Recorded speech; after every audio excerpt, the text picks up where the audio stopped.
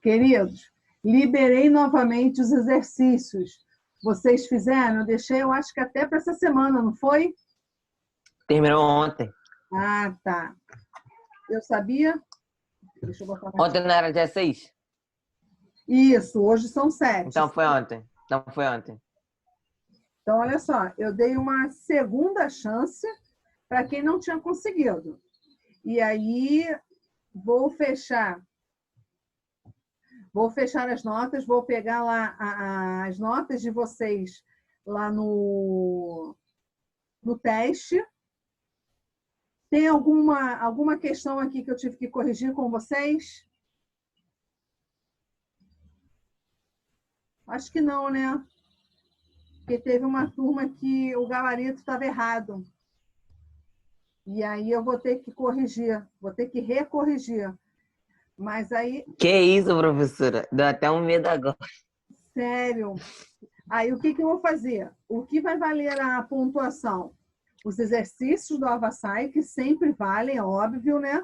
Além de valer como conhecimento para vocês, vale também, eu sempre dou uma ajudinha, um pontinho para vocês, e a pontuação do teste propriamente dito. Então, não tem a história de que, professora, eu não tive tempo de fazer. Poxa, teve tempo lá para trás e a tia foi e liberou de novo. Então, não fez porque, na realidade, não quis. Carlos Henrique, câmera ligada para você. Carlos Daniel, câmera ligada para você.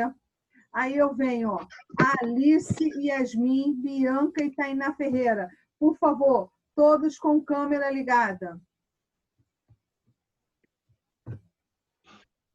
Não tem ninguém no chat me passando que a câmera está ruim ou deixa de estar. Portanto, gostaria que todos estivessem com a câmera ligada. Então, hoje ou amanhã, mas certa manhã, vou ver essas notas. Tá com medo, Matheus? Tô rindo do cabelo do Vitor. Cabelo do Vitor. Deixa a professora, passa. Deixa o Vitor em paz. Ó, Pô, professora, por lá eu tirei uma nota boa. Quero ver se a senhora corrigir. Se eu me você piorar. tirou quanto, Matheus? 8. Uau! Sem apoio? Professora, quando eu tirei? Saiu. Não sei, eu ainda vou ver, filho. Eu não parei para ver ainda não. Mas logo no final não falam quantas questões acertaram? Fala. E mostra as erradas. Você não viu isso não, ô Carlos? Mereço uma palma, né, professora? Carlos Daniel, você não viu quanto você tirou no final, não? Não deu para ver. Matheus, não adianta você não, botar no microfone. Dá para ele ver a nota. Tirei 8, na verdade. Dá pra ver sim, professora. Isso aí É que eu falo assim, professora. Pra ninguém poder saber que eu tô falando. Por isso que eu desligo o microfone. Que é uma raiva. Porque sempre quando vocês acabam de fazer, vocês enviam, aparece a nota de vocês, não é isso? Professora, isso? Então. É a parte que eu fico com mais medo no dia. Entendi. Então, vamos nós. Vamos nós para 8º ano. Já estava pegando o livro do 7º. 8º ano. Vimos lá as plantas, finalizamos as plantas. Agora a gente vai ver os animais, que nós já começamos a ver semana passada. Deixa eu botar o João. Começamos a ver lá, olha, o reino animal, que podem ser sésseis, parasitos, podem ser de vida livre. Falei lá da origem dos animais, onde vem que a teoria mais aceita é que eles originaram de um protozoário heterotrófico. O que é ser heterotrófico? Começa na página 297. O que é ser um animal heterotrófico? Bom dia, João. Tainá Ferreira, não estou te vendo, filha. Acende a luz aí, eu clareio onde você está. É que eles possuem mais células, professora? Não, heterotrófico não. Seres incapazes de produzir o próprio alimento. Isso aí. Pensa no seguinte, ó. Homossexual, eu sempre falo isso para vocês. Homossexual, a pessoa que tem, como é que fala? Preferência ao sexo igual ao dele. O homem homossexual gosta de outro homem. A mulher homossexual gosta de outra mulher. Ou seja, sexo igual. Quando eu falo heterossexual, sexo diferente. O hétero significa diferente. Deixa eu dar presença para a Emily aqui. Ou seja, se eu tenho o animal, eu ser heterotrófico, trófico é de alimento. Lembra lá das cadeias alimentares? Níveis tróficos. Primeiro nível trófico, produtor. Segundo nível trófico, consumidor primário. Terceiro nível trófico, consumidor secundário. Trófico vem de alimento. Então, se aquele ser é heterotrófico, ó, trófico, alimento hétero diferente, alimento diferente, ou diferente alimento, ou seja, ele não produz o seu alimento. Ele precisa de outro ser que vai servir de alimento para ele. Outro ser diferente que vai servir de alimento para ele. Por isso o termo heterotrófico.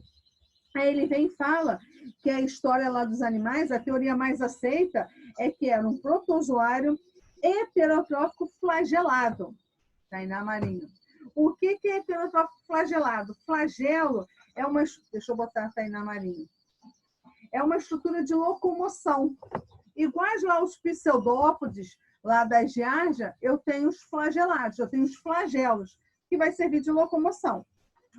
E aí a gente começou a diferença da reprodução sexuada para assexuada. Sexuada, eu tenho a união dos gametas. Assexuada, eu não tenho a união dos gametas. Há advérbio de negação. Lembra que eu até falei assim, sexuada, sexuada, sexo. Eu lembro lá da relação sexual entre homem e mulher, na parte da reprodutiva. Só que na reprodução, biologicamente falando, na parte da ciência, a gente não pode pensar na relação sexual. A gente tem que pensar nos gametas reprodutivos. Então, quando eu tenho uma reprodução sexuada, eu tenho a união dos gametas. Assexuada, é advérbio de negação, então eu não tenho a união dos gametas. Benefícios. Reprodução assexuada. Basta um único ser, porque ele não precisa de outro ser, vamos botar assim, para gerar a sua prole. Um único ser resolve tudo. Porém, tendo a reprodução assexuada, não existe a variabilidade genética, ou seja, aquele ser não está bem adaptado, vamos colocar assim, para caso ocorra algum, entre aspas, acidente ambiental, ele não está bem preparado, vamos colocar assim. O que na reprodução sexuada, sim, por ter a variabilidade genética, ele consegue resolver a situação. Porém, o prejuízo, entre aspas, né, ele precisa de outro ser para ter a sua prole. Fecundação externa ou interna. Mateus que está rindo aí até do vento. Esquece do cabelo do fulano, ciclano e beltrano. Não, professora, não é isso não. É que eu tava ajeitando o negócio aqui, senão ia cair. E depois pra pegar ia ser ruim. Vamos lá, Mateus. Me lembra aí fecundação externa ou interna? Fecundação externa ou fecundação interna? Qual a diferença?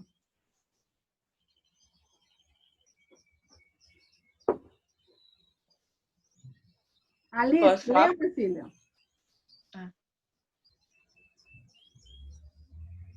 Alice, aparece na câmera aí para mim. Eu estou vendo a parede. Chega a câmera um pouquinho para o lado para eu te ver, filho. Tá bom. Lembra da diferença de fecundação externa para interna? Não. Gabriel, calma, vou deixar você falar. Fale, meu filho, qual a diferença da fecundação externa para interna? Sei não, professora. Vai, Julinha, dá sua aula, Julinha. A fecundação externa é... Julinha, eu tô olhando para o ventilador de teto. Abaixa a câmera. Isso, vai lá. A fecundação externa seria a dos animais que colocam ovo, como a galinha. E a fecundação interna seria a dos animais que geram o bebê, como um cavalo. Um cavalo não, uma égua. Vamos lá, vou melhorar um pouquinho. Ao invés de você falar que são os animais que colocam ovos, como a galinha, vamos colocar os animais que jogam os espermatozoides e o óvulo externamente para serem fecundados. Como, por exemplo, o sapo. O sapo não faz o abraço nupcial, ele não abraça a fêmea lá perto do rio para que óvulos e espermatozoides, para que os gametas masculinos sejam lançados na água e aí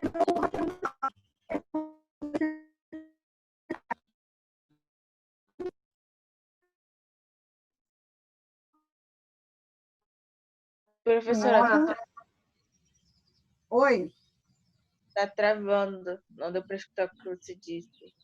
vamos lá. A fecundação externa, vocês pegaram?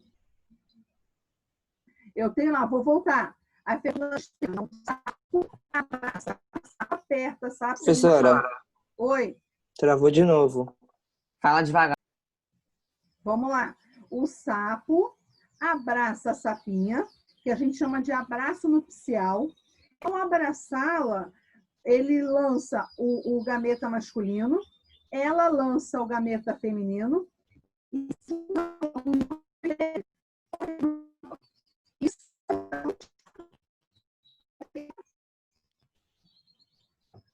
quando eu falo da fecundação interna, lembra logo da espécie humana. O homem lança o espermatozoide para dentro lá do útero da mulher, que lá nas tubas o espermatozoide e o óvulo se encontram.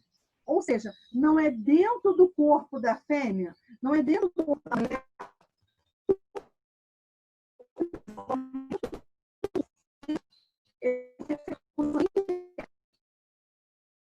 Dentro do corpo, fecundação interna. Quando ocorre fora do corpo, fecundação externa.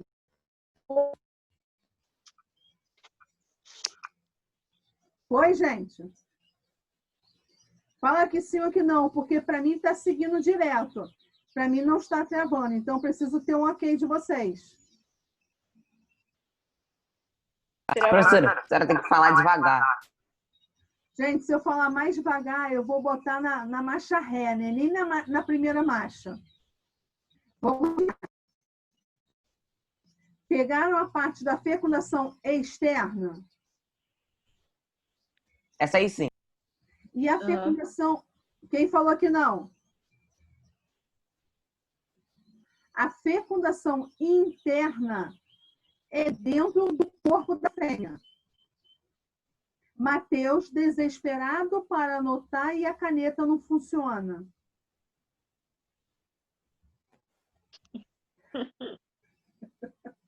Vamos lá. Fecundação interna dentro do corpo da fêmea. Foi? Está quase furando a mesa. Se ela não escrever, se a caneta não escrever, ele quebra a mesa. Porque a caneta ele já não deu mais jeito. Foi, gente? Eu estou relembrando tópicos que já foram dados. Oi, quem falou? Repete isso, por favor. Vitor, presta atenção na tia aqui, olha só. Se ocorre dentro, é interna, fecundação interna. Dentro do corpo é interna. Aí você lembra logo da espécie humana.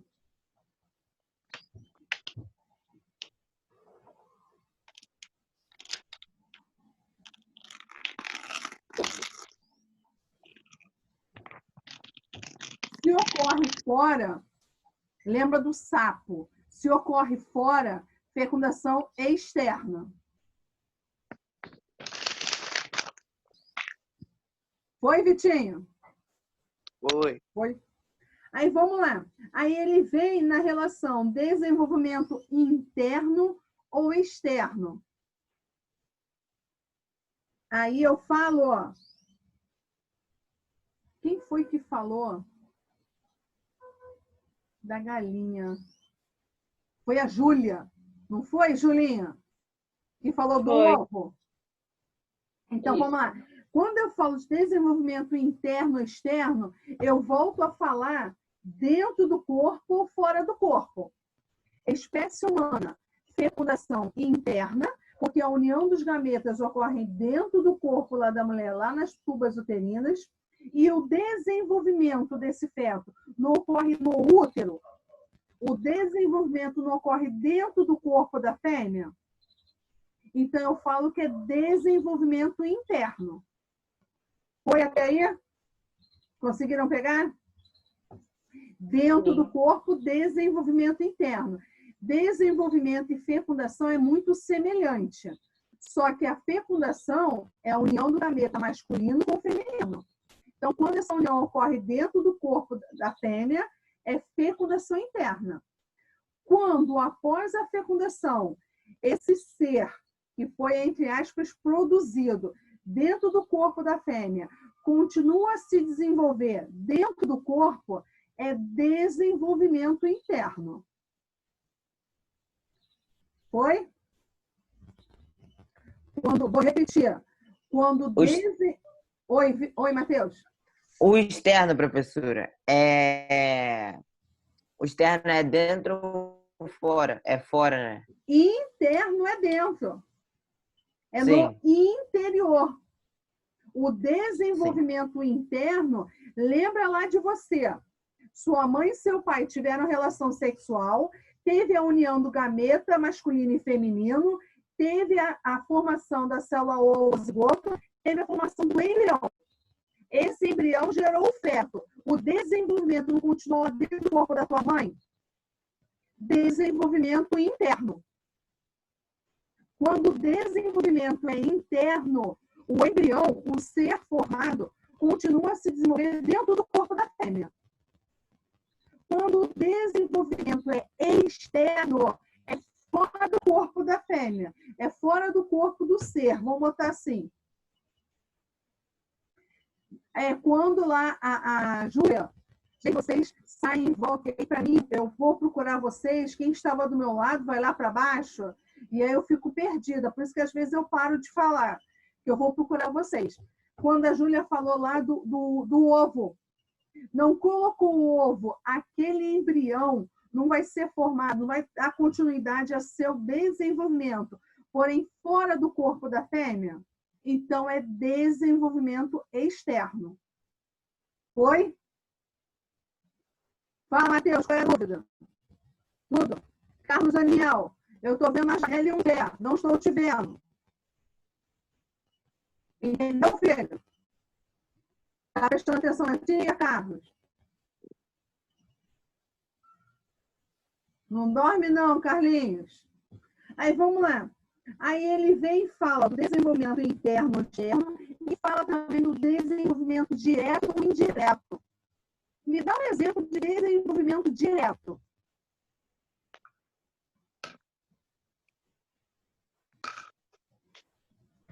Gente, direto, vou voltar para a espécie humana. Todo bebê, a gente fala que todo bebê nasce com cara de joelho, não é isso? Mas ele tem os traços lá da mãe, do pai, da avó. Ele não tem os traços da forma adulta, vamos botar assim. A orelhinha igual do pai. E os olhos a cor da mãe. Ou seja, não tem um estágio larval. A forma jovem assemelha-se à forma adulta. Ou seja, o bebê, por mais... O que você está rindo, Gabriel? Nada, professora. É outra coisa aqui. O bebê, por mais que tenha a cara de joelho, ele vai assemelhar-se aos pais, aos avós. Ou seja, a semelhança é com a forma adulta. Então, isso é desenvolvimento direto. Fala, Matheus. Não estou ouvindo.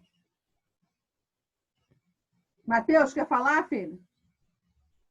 Não, professora, eu tô ajeitando aqui porque tá longe da parede para apoiar, senão vai cair. Tá. Então, olha só. Se a forma jovem assemelha-se à forma adulta, é desenvolvimento direto. Se não se assemelha e passa pelo estágio larval, é desenvolvimento indireto. Foi? Passou pelo estágio larval. Uma quebra, vamos botar assim, adulto, larva e jovem. Tem a forma larval, é desenvolvimento indireto. Não teve a forma larval. A forma jovem assemelha-se à forma adulta. É desenvolvimento direto. Foi? São tópicos que nós já vimos, mas que não podem passar despercebido. Porque quando a gente vem estudar os seres vivos, quando vem estudar os filos, a gente tem que saber isso. Tanto que eu venho e falo do filo porífera. Quem são os poríferos? Para vocês. São as esponjas do mar. Lembra lá, se vocês olharem a página 299, tem formatos diferenciados, as esponjas do mar. Olhem aí a página 299. E aí a gente fala que elas são filtradoras. Por que elas são filtradoras? Porque eu não tenho... Aqui, olha, vou botar a garrafa d'água. Eu venho e falo o seguinte, que a tampa da garrafa, vou botar a garrafa aberta. A tampa da garrafa a gente chama de ósculo, que é a abertura superior. A esponja é assim mesmo, gente, fechadinha. A gente chama de ósculo. Foi? A abertura superior que a gente chama de ósculo não é a entrada, é para a saída. Porque o corpo dela é formado por vários poros. Esses poros que entram água e substâncias que estão dissolvidas ali, vamos botar, no mar. Por quê? Ao entrar essa água com essas substâncias, dentro do corpo dela, que tem as células específicas, vai ocorrer a digestão, vai ocorrer a nutrição. E a formação também das células.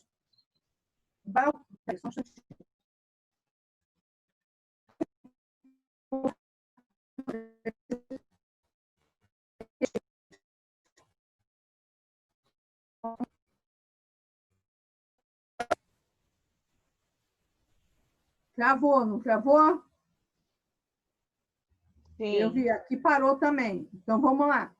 Sempre quando eu falar das esponjas, ó, o corpo dela, formado por vários poros, e por esses poros entram água e substâncias. Substâncias essas que vão sofrer a digestão através das células específicas e também nessas células específicas vão ser formadas as células reprodutivas. O ósculo, essa abertura superior, nunca vai ser para a entrada, e sim para a saída. A gente jamais pode comparar o ósculo a uma boca, porque a boca é a entrada. A gente até pode comparar ao ânus, que é para a saída. Saída de quê? Saída de substâncias que não estão filtradas, que não foram digeridas, saída de resíduos alimentares das esponjas.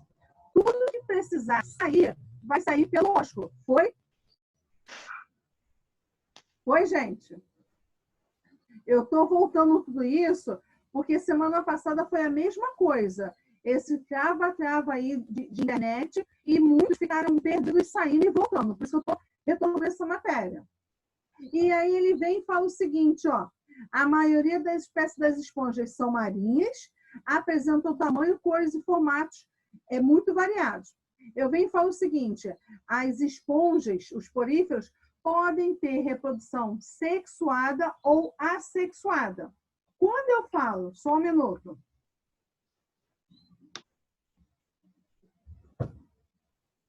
Quando eu falo da reprodução assexuada, eu falo da reprodução assexuada por brotamento.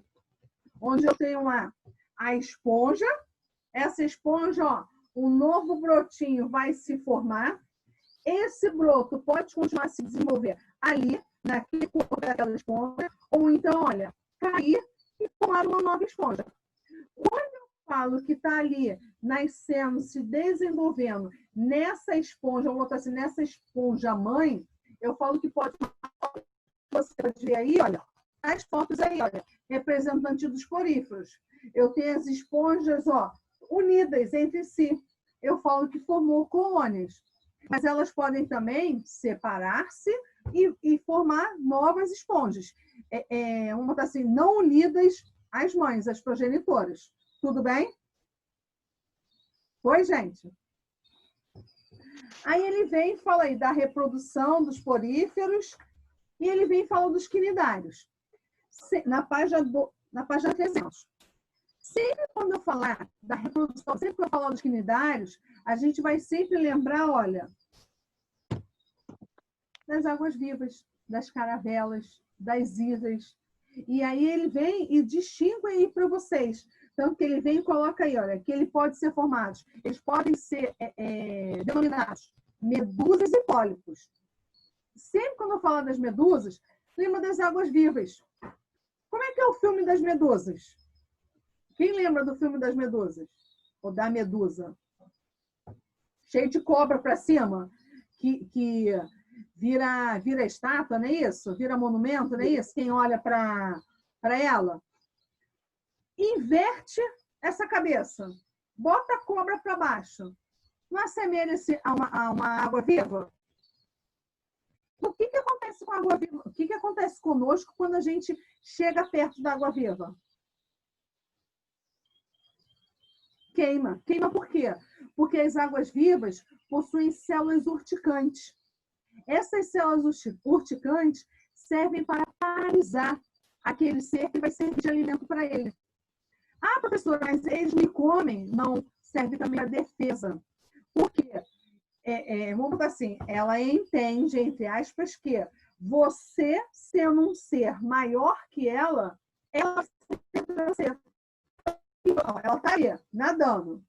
Quando você está chegando perto, o que ela faz? Ó, ela vai se virando para deixar com que, olha, as células urticantes fiquem viradas para a gente.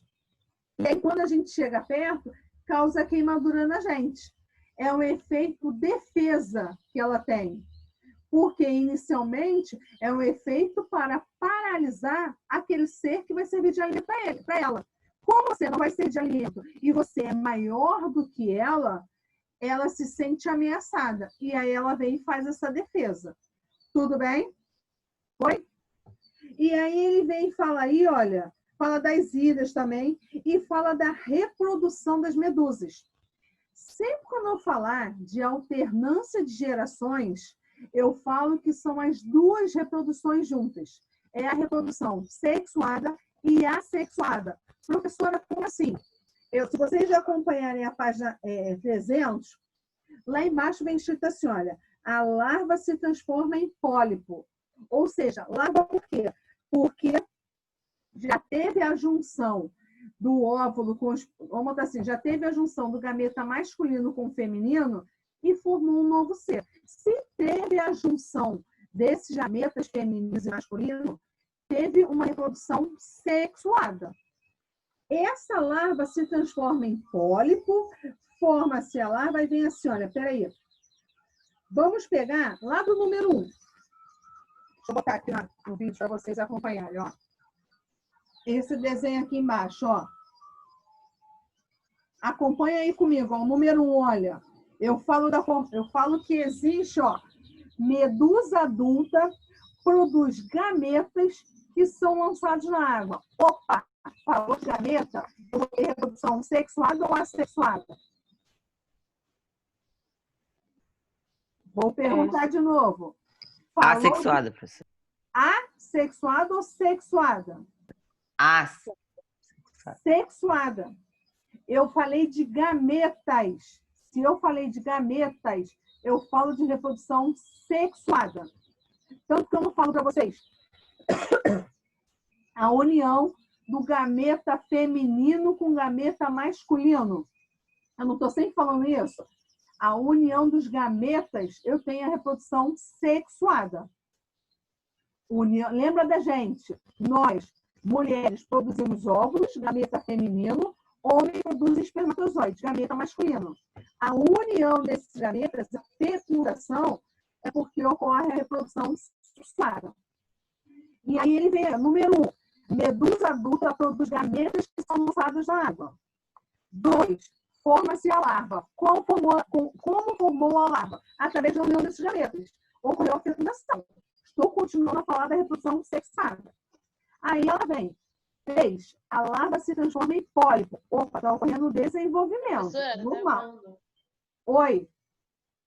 Tava travando. Vou voltar. Ó, 1, a medusa adulta produz gametas que são lançados na água. Falei de gameta, reprodução sexuada. 2, forma-se a larva. Se formou a larva, é porque teve a fecundação. Teve a união dos gametas. Se teve a união dos gametas, sexuada que nós já vimos. 3, a larva se transforma em um pólipo, ou seja, estou no desenvolvimento desse ser. Aí 4, ele vem e fala aqui, olha, o pólipo sofre estrobilização, se divide em vários segmentos. Opa, se ocorreu estrobilização, se um ser dividiu em vários segmentos, lembra sempre da reprodução assexuada. Que eu tenho lá divisão binária ou cisparidade, é uma reprodução assexuada, ou seja, até a formação da larva, eu tinha uma reprodução sexuada. Daqui em diante, eu tenho uma reprodução assexuada. Ou seja, quando eu tenho as duas juntas, é quando eu falo da alternância de gerações. Existe. Agora vocês vão botar na cabeça de vocês que existem, vamos botar assim, 3 tipos de reprodução.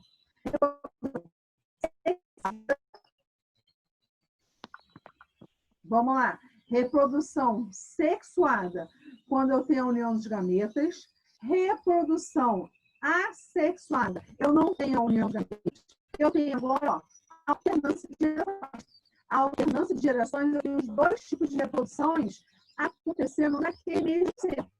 Não necessariamente no mesmo momento, mas para a formação do novo ser, eu tenho aqueles 2 tipos, reprodução sexuada e assexuada. Foi? Foi, gente? E aí, eu venho para os platelmintos, onde se eu falo dos platelmintos, eu falo, vamos botar assim, filoplatelminto, eu falo de, vamos botar assim, 3 classes. Os tubulares chamados de sextóide. Se eu falo dos platelmintos, eu falo das planárias, das tênias e dos esquistossomos. Eu falo lá dos tubelários, eu falo lá da planária, se vocês acompanharem comigo na página 301. Se eu falo das planárias, vamos botar assim, o tecido de revestimento dela é fino. Se é fino, não pode viver em ambiente quente, em ambiente seco. Por quê? Acaba morrendo por desidratação. Então, eu falo que os turbelários, as planárias, têm que viver em ambientes úmidos ou aquáticos. Sempre ambientes úmidos ou aquáticos. Hermafroditas por fecundação cruzada. Qual a diferença do hermafroditas autofecundação e fecundação cruzada? E dá a diferença entre os 2. O que significa cada um? Vou repetir. Qual a diferença da autofecundação para a fecundação cruzada? Fecundação o quê, professora? Autofecundação e? Fecundação cruzada.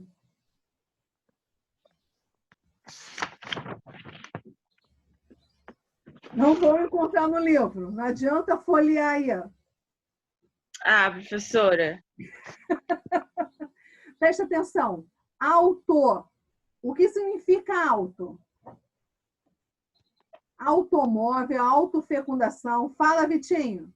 Não, auto com U. Não é auto com L, não. Auto com L é tamanho. Auto com U. A-U-T-O.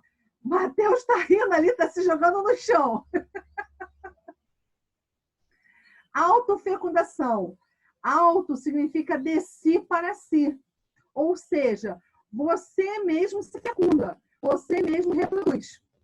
Então, quando eu falo que naquele ser ocorre a autofecundação, Yasmin, Carlos Henrique, Bianca,